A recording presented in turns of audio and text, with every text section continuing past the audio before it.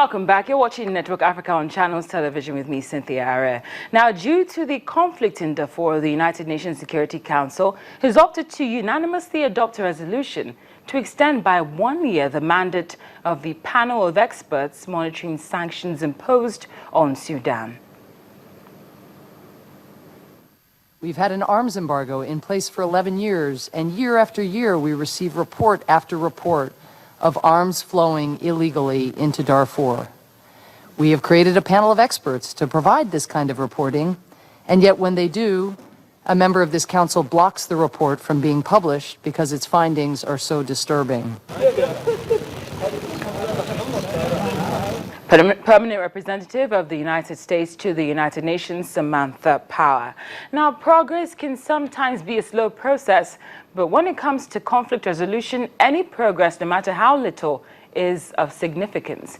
In South Sudan, President Salva Kiir has opted to reappoint Machar, the deputy whom he sacked in 2013 after accusing him of plotting a coup. This step is a crucial one in order to establish a unity government to bring the fighting to an end. The duo had managed to work together before the independence of South Sudan from Sudan, and perhaps they can do so again for the sake of peace. And just in case you haven't been following the crisis in the world's newest country since it broke in December of 2013, here's a quick summary of what's been going on for the past 2 years and counting. We remember that South Sudan gained independence from Sudan as of 2011. Then the political fighting began 2 years later.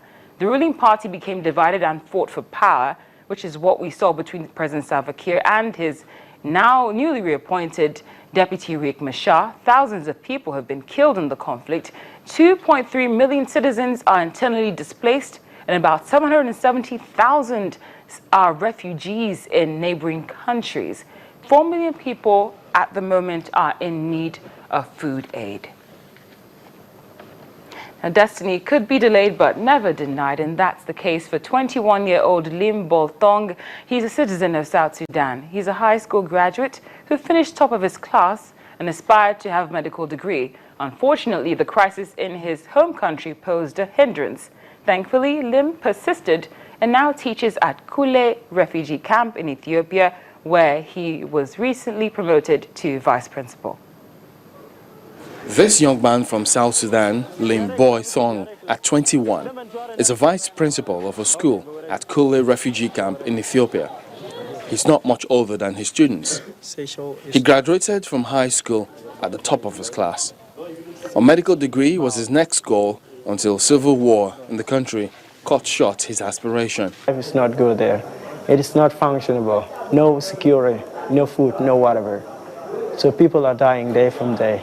Like hundreds of thousands of South Sudanese, he fled to Ethiopia. With university education postponed, he put his skills to good use.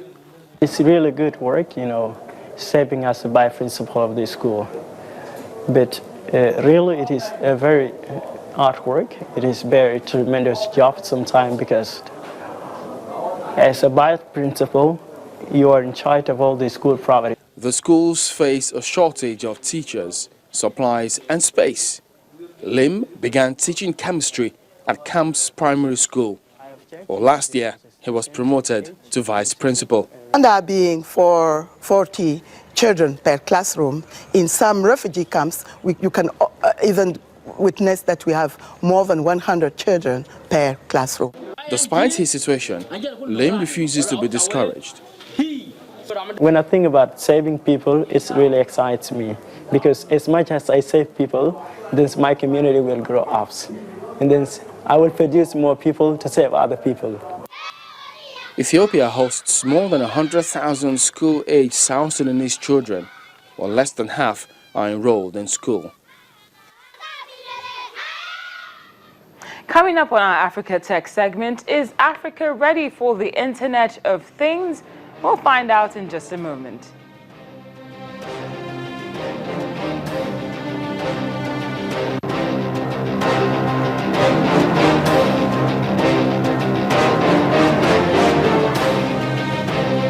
Stay connected to the world with the Channels TV app for mobile to get all the stories around the world available on Android, iOS and Windows phones.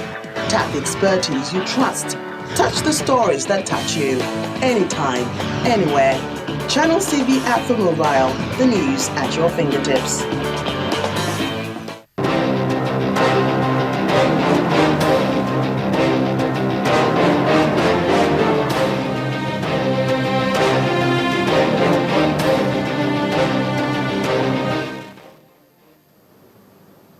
Welcome back to Network Africa. It's been a pretty busy week for the Executive Secretary of the African Capacity Building Foundation, Professor Emmanuel Nnadozie, who has concluded his 5-day official visit to Nigeria with an appeal for increased support for African legislatures to enable them further develop the democratic culture on the continent.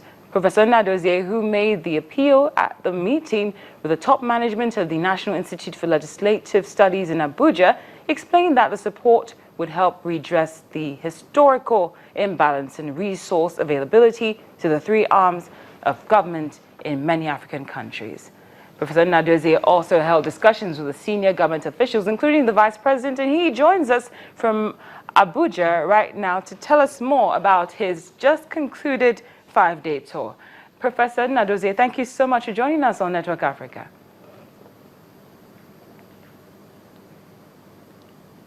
Professor, thank you very much for joining us on Network Africa. Well, now that you've concluded your 5-day tour, would you say it was successful?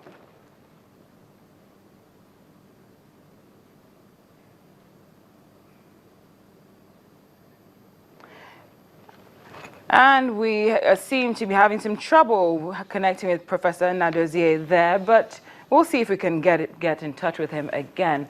Now, when you hear the phrase, the Internet of Things, you might wonder, what exactly is that?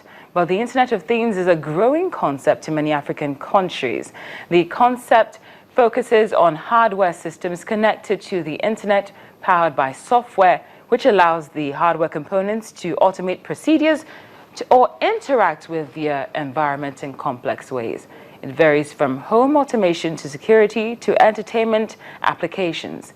Even though the Internet of Things industry is still relatively new, it might surprise you to know that the base hardware is quite affordable. But joining us, I believe, based on what, do we have the ICT consultant, Luminous Alabi, standing by for us?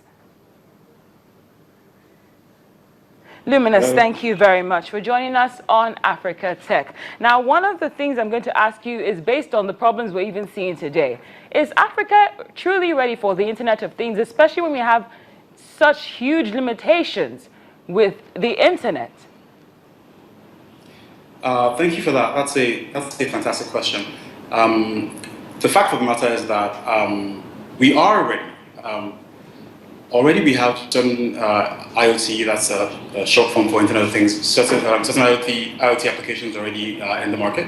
Some of the technology that's most important to enable IoT solutions include Wi-Fi, real-time locating systems, security sensors, barcodes, GPSs, mobile computers, and a number of those things already exist in this market.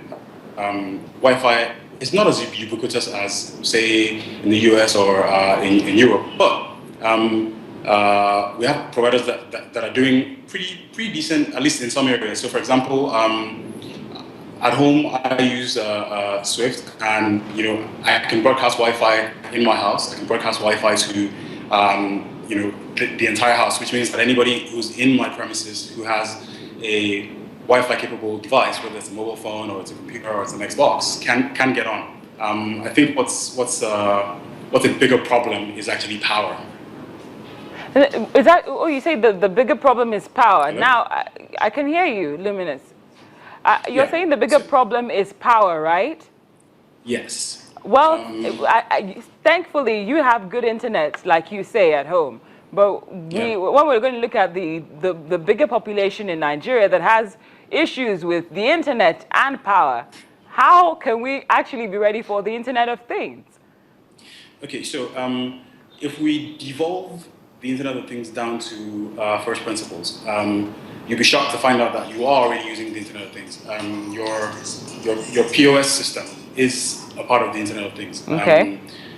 So that relies on very little data. Okay, so most POS devices can work with either Wi-Fi or GPRS. And GPRS is pretty much ubiquitous. If you look around, practically everybody has access to some sort of smartphone. The likes of the Technos and the Infinixes have sort of democratized access to smartphones. So you can get smartphones for the 20,000 naira region, and it's just that a lot of people these days are using these things for more social media inclined stuff. So there is access. If you look at the statistics, and this is quoting from sometime in January of last year, we had well over 75 million connected users in Nigeria. So yes, not everybody has. Luminous, my final question to you is this. Since it's a growing industry and it's a good one at that, how can young innovators be encouraged to dive into the Internet of Things? I think the first thing would be to increase access and interest in all things technology beyond social media. So if you allow, say, kids from the early ages, primary school, secondary school, to have access to computing, where they can learn to build websites, they can learn to build mobile apps, they can learn to build games, they can learn to do animations. That's where you start to plant the seeds. And it's from there that the interest takes hold, and then they can start to look at what solutions can they build in their surrounding. Something else would be to provide mentorship and access to information, to skills, to resources. So the people in the industry who are already doing businesses, if you can make them available to people who are trying to get into the industry. Luminous, thank you so much for joining us on our Africa Tech segment right here on Network Africa. We're very grateful for your time. Thank you.